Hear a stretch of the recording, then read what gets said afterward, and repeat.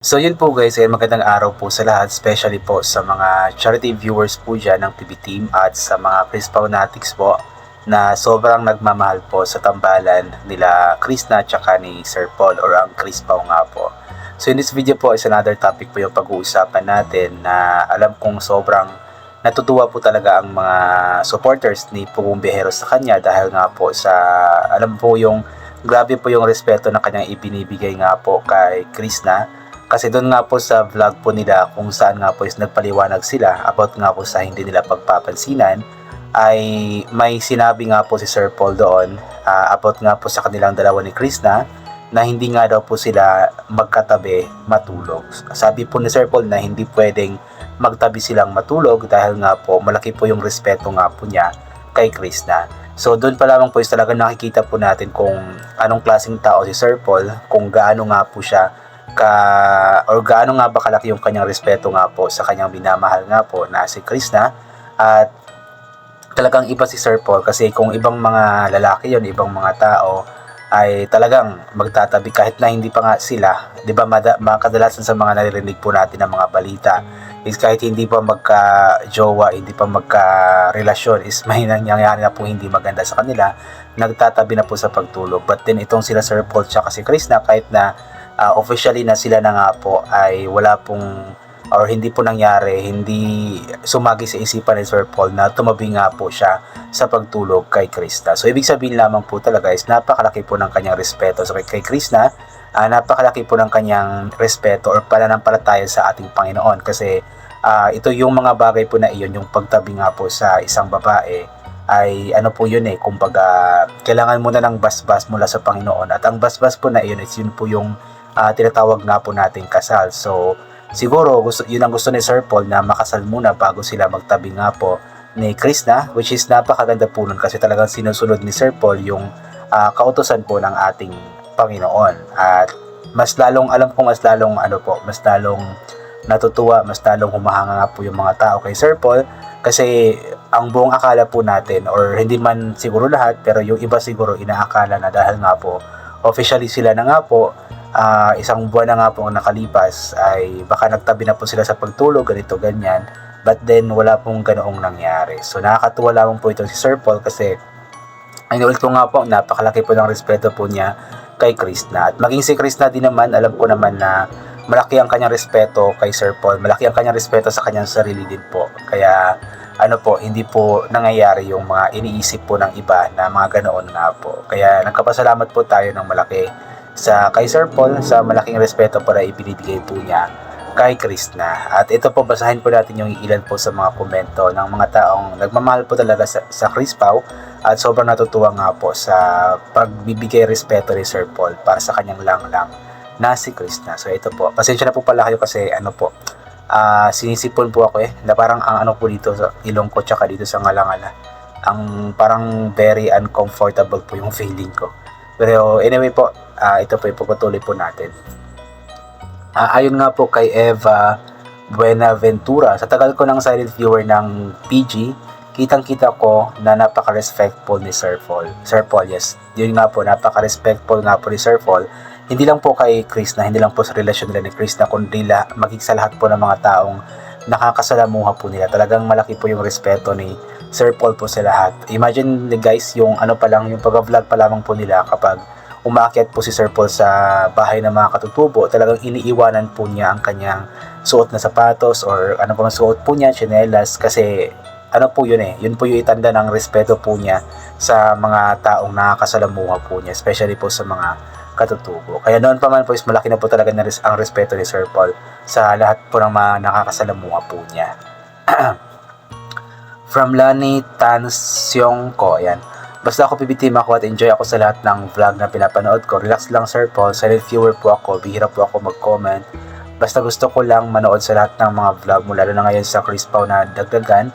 Enjoy po and we love you po. So, diba? Grabe yung pagmamahal din po ni Ma'am Lani Tansyong ko sa kay Sir Paul at sa Chris Pao nga po. Kasi kumbaga palagi po siyang nanonood noon pa man hanggang ngayon na may Chris Pao na nga po. From Alfredo Jr. Tulay-Tulay, saludo ako sa Sir Paul sa laki na respeto mo kay Krishna, basta lagi mo lang po iparamdam sa kanya na lagi ka sa tabi niya kahit anong problema man dumating sa kanya, comfort mo lang po siya lagi para hindi niya ma-feel na nag-iisa siya dahil andyan ka, karamay mo siya. Yun nga po, inulit ko nga po, malaki po yung respeto ni Sir Paul kay Krishna. At yes, lagi po andyan si Sir Paul po Gumbihero para sa kay Krishna sa mga problema po nito. Dinadamayan po niya ito, although hindi po natin always nakikita po yun. At wag po nating wag po nating hanapin palagi yung pag-comfort ni Sir Paul sa mga vlogs po nila kasi pwede naman niyang gawin yan in private, yung hindi naka-vlog nga po. Kasi yung pag-comfort po kasi hindi naman kailangan na ipakita palagi, or yung mga ginagawa po nila hindi naman kailangan na ipakita po lagi sa ating lahat kasi privacy din po nila yon. At alam ko na hindi papabayaan ni Sir Paul po si Krishna at lagi po siyang andyan para tulungan ito, i-comfort at ipa-feel kay Krishna na kung ano man po yung problema na kanyang dinadanas po ngayon, kung ano po yung stress na kanyang nararamdaman is andyan nga po si Sir Paul na handa siyang gamayan. From Ariel Gulia, napakabait talaga ni Sir Paul kay Krishna, maunawain, dalangin ko sana kayong dalawa na ni Krishna ang itinadhana sa isa't isa. Dito lang kami mga tagahangan nyo. Yan, ipag-pray po natin yan na yun nga po yung mangyari na sila na nga po ang magkakatuluyan balang araw. Pero sa ngayon po is talagang nasa pa lamang po sila, getting to know each other stage. So kailangan muna nilang kilalanin ang bawat isa. So yung mga nagre-request po lang kasal-kasal, ganoon po. So darating din po tayo dyan sa puntong iyan. Sa ngayon po is getting to know each other stage pa lamang po muna sila para mas makilala po nila ang lubusan ng bawat isa. From Linda Martin, gusto ko sa PB team yung mga lalaki, they respect each other. Iyong lang not like the other, sobra no respect. Yes po, lahat naman po ng PB team members is talagang nasusunod po nila kung anong po yung kaugalian ni Sir Paul, especially po pagdating sa pag-respect sa mga babae, pag-respect sa ibang tao, pag-respect sa bawat isa sa kanila is talagang po yun, kumbaga namana o nasunod po nila sa kay Sir Paul po, yung respeto sa bawat isa. From Annalie Abangan, Sir Paul, tama lang na i-comfort mo si Krishna, andyan ka para alalayan siya kasi matured ka at marami ka nang na-overcome sa bawat sitwasyon ng buhay mo. At dahil siya ay bata-bata pa, ang isip niya mahirap na mag-anxiety attack ulit siya. Yun nga po yung importante po doon, andyan si Sir Paul sa tabi ni Krishna para i-comfort po ito, para malagpasan po ang problema po niya. Kasi si Krishna, yun nga po, bata pa si Krishna, so marami pa siyang mga hindi alam sa buhay, unlike kay Sir Paul na marami na nga pong napagdaanan, marami na pong pagsubok na napagtagumpayan. So tamang-tama po na andyan si Sir Paul para gabayan nga po si Krishna sa bawat pagsubok na dumarating sa kanyang buhay.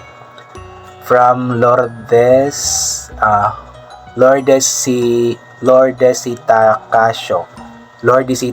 Casio po yata ito, kasi nakalagay po kasi dito is yung username po, hindi yung name. Anyway, now I know, mahal ninyo ang isa't isa. Very understanding si Sir Paul sa kanyang iniibig, just looking at our Lord and Savior Jesus Christ.